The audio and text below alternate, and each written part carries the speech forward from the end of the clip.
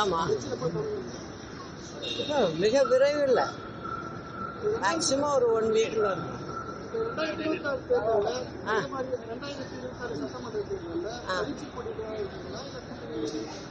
புரியல.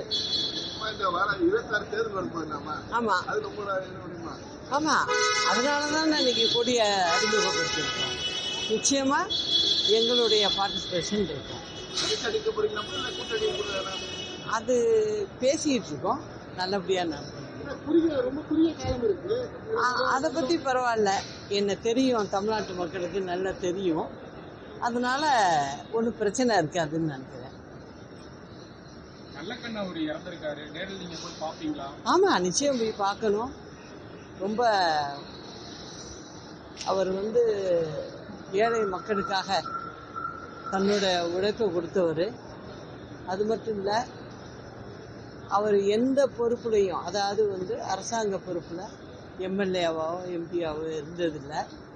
ஆனால் அவர் சார்ந்த இயக்கத்திற்கு ரொம்ப உண்மையாக இருந்தவர்.